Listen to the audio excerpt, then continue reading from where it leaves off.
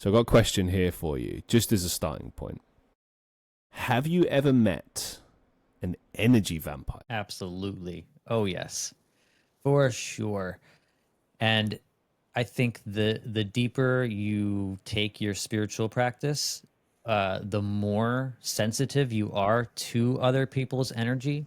And which is cool because like in a practical sense, it allows you to create boundaries in a way that you wouldn't normally be able to do because you don't really you're not sure about what you're feeling and what you're sensing because we're taught that energy is like just woo-woo crap. But to me, it's completely real, and I've definitely met people who are both the opposite too. I've met energy vampires, and I've also met people who just fill you with energy. And I think it's funny that we use the word feed off of, and I think that's where a negative connotation can come from. But I like to think of it more of like where our energy fields are like interacting with one another, and some people can feed off of the negative energy of groups of people, like the people that are in control.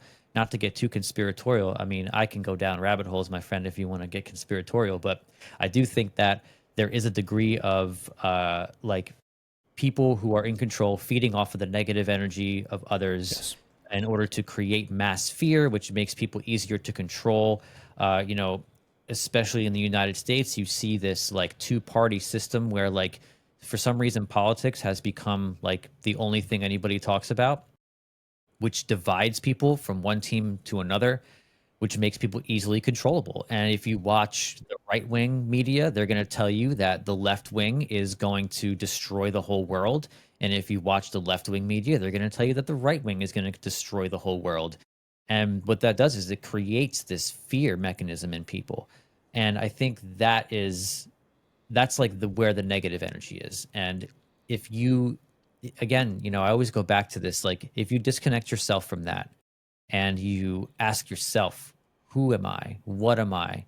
What is important to me? How do I exemplify my own love in the world? You can break free of that. And that's when the energy creation becomes positive. Yeah, I mean, I guess I should preface this by saying that like I don't believe that energy itself is a bad concept, or that it can, absolutely, it can be a positive thing. I've experienced that too, of being around someone who absolutely just beams energy, brings you to life. Just they enter the room and it's like a Christmas tree has just been erected. Like they are the energy. And it's like that old expression when someone says that, they are the light and soul of the party. Yeah, that. But when I talk about like negative experiences, I think they're easier to kind of explain because you can go into a situation. I mean, look, if you're around someone who is positive and beaming energy, like they can bring you up, they can elate you, sure, right?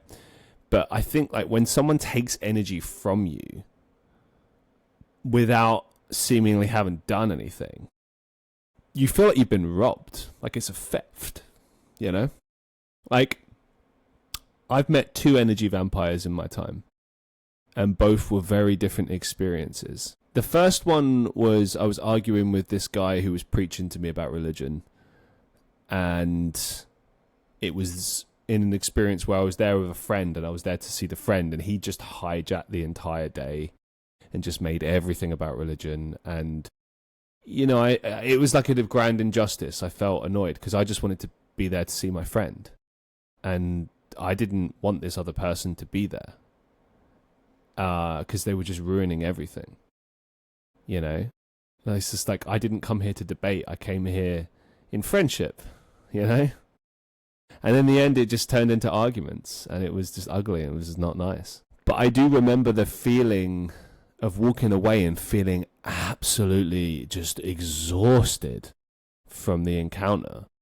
And all we'd really done that day was just hung out, played pool, got a takeaway. We didn't do anything, but I felt as though I'd just run a marathon or worked a day, I remember talking to my then girlfriend about it, and she was like, you allowed this person to take your energy.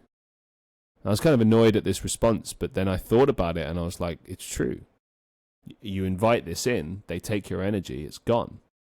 And people say energy vampire. Yeah, they do feed off it. They get something out of being confrontational with you, taking your energy away from you.